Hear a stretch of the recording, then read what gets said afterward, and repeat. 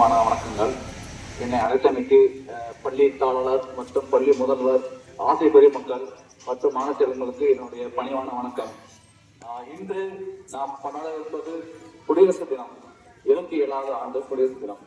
குடியரசு தினம் என்பது நமக்கு எல்லாருக்கும் தெரிந்தது. ஆசை பெருமக்கள் எல்லாரும் உங்களுக்கு சொல்லிக் கொடுத்துருப்பாங்க. இந்த குடியரசு தினம் பார்த்தீங்கன்னா நமது நாட்டுக்கு நாமளுடைய உரிமையை பெற்று நமக்கான அரசு திட்டங்களை உருவாக்கி அதன்படி நடக்கக்கூடிய இந்த குடியரசு தினம் இது. இந்த தினத்துல எனக்கு அழைத்தமைக்கு மறுபடியும் எனக்கு ஒரு நன்றி. பள்ளி நிர்வாகத்துக்கு மற்றும் ஆசிரியர் பெருமக்கள் வணக்கம். என்னுடைய படிப்பு அதாவது என்னுடைய சுய விவரத்துக்கு சொல்லிடுறேன். என்னன்னா, நான் படிப்பு ஆரம்பத்துக்கு படிப்பு முடிவு வரைக்கும் பார்த்தீங்கன்னா ஒரு கிறிஸ்டின் பள்ளியில் தான் நான் என்னோட படிப்பு ஆரம்பித்தேன். நான் பிறந்ததும் கிறிஸ்டின் ஹாஸ்பிட்டல் தான் பிறந்தேன்.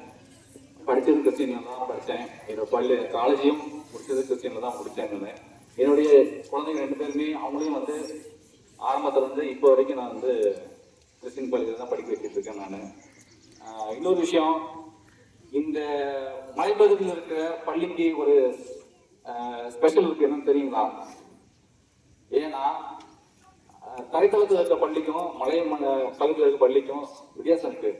மலைப்பகுதியில் இருக்க பள்ளியில் படிக்கிற குழந்தைங்களுக்கு என்ன விஷயம்னா, எப்பயுமே பிரெயின் சோர்வாகாது. அது சயின்டிஃபிக்காக ப்ரூவ் பண்ணது. நீங்கள் வேணால் தேடி பாருங்க. இது பார்த்தீங்கன்னா குழந்தைங்களுக்கு பார்த்தீங்கன்னா எப்பயுமே சோர்வு அடையாது எப்பயுமே. அடுத்தது என்னன்னா, குழந்தைங்களுக்கு நோய் சக்தி பார்த்தீங்கன்னா கரெக்டாக இருக்கும். அதாவது எப்படின்னா, இங்கே ஆக்சிஜன் லெவல் அதிகமாக இருக்கும்.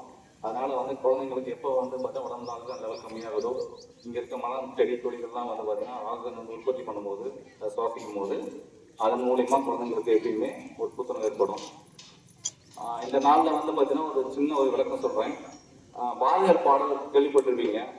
எண்ணி முதல் வேண்டும் நல்லவே எண்ணல் வேண்டும், இனிய நெஞ்ச வேண்டும் தெரிந்து நல்ல அறிவு வேண்டும், அறிவு வேண்டும், பண்ணிய பாவம் எல்லாம் தலிமுன் பணியை போல நன்னிய நன்முன் நசீர வேண்டும் அண்ணாய் அப்படின்னு சொல்லி படிச்சிருப்பீங்கன்னு நினைக்கிறேன்.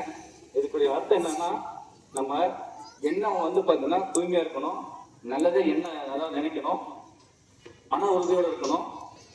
அடுத்தது நம்மளுடைய மனதில் தீய சக்தி எல்லாமே நம்ம பணியை பார்த்தீங்கன்னா இருக்கும்போது அந்த சூரிய ஒளி பட்ட உடனே அது பணி விலகிற மாதிரி நம்மளுடைய எண்ணத்தில் இருக்க தீய சக்தி எல்லாமே விலகி நல்ல மனதோடு இருக்க வேண்டும். நன்றி, வணக்கம்.